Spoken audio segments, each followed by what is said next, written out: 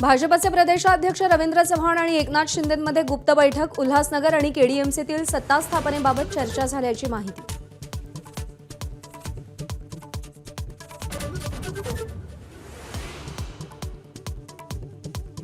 उल्हासनगरमध्ये वंचितच्या 2 नगरसेवकांची शिवसेनेला साथ, आता सेना भाजपकडे 38 असे समसमान नगरसेवक. बहुमतासाठी हवाय 40 जणांचा पाठिंबा.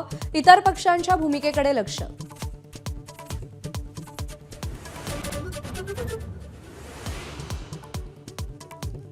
त्यांनी त्यांचे नगरसेवक सांभाळून ठेवावेत. शिंदेंचा ठाकरेंना सूचक इशारा.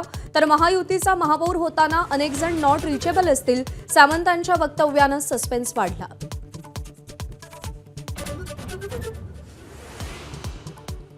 मुंबईच्या ताज लँड्स एंडमध्ये एकनाथ शिंदेंनी नवनिर्वाचित नगरसेवकांची भेट घेतली.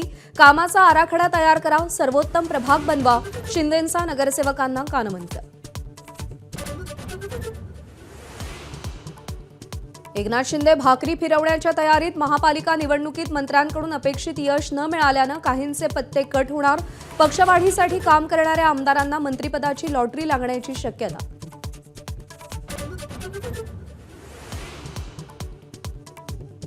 संभाजीनगरात मैफलमध्ये माजी खासदार इम्तियाज जलील यांच्यावरती पैसे उधळले.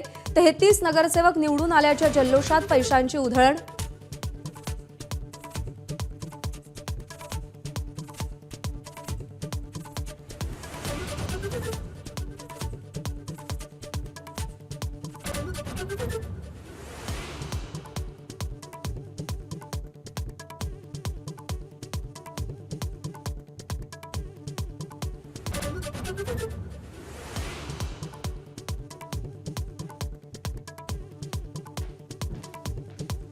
नवी मुंबईतल्या कोपरखैरण्यात मनसैनिकांकडून परप्रांतीयाला चोप. निवडणूक निकालानंतर राज ठाकरेंविरोधात आक्षेपार्ह विधान केल्यानं मनसैनिक आक्रमक.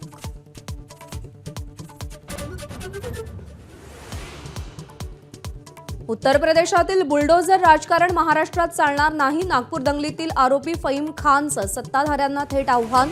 तुम्ही एका फईम खानला खोट्या आरोपात अडकवलं, पण 6 फईम निवडून आलेत, असाही इशारा.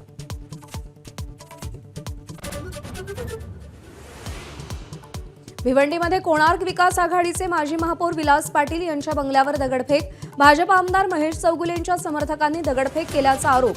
पोलिसांनी लाठीमार करून पांगवलं. सिंधुदुर्गमध्ये जिल्हा परिषदेसाठी महायुतीच्या जागावाटपाचा फॉर्म्युला जाहीर होताच भाजपमध्ये राजीनामा सत्र. 43 प्रमुख पदाधिकाऱ्यांचे सामूहिक राजीनामे. नारायण राणेंनी घोषणा केली होती. इंदूर वनडेमध्ये विराट कोहलीच्या झुंजार शतकानंतरही टीम इंडियाचा पराभव. न्यूझीलंडची टीम इंडियावर 41 धावांनी मात. 38 वर्षात किवींनी भारतात पहिल्यांदाच वनडेत मालिका विजय.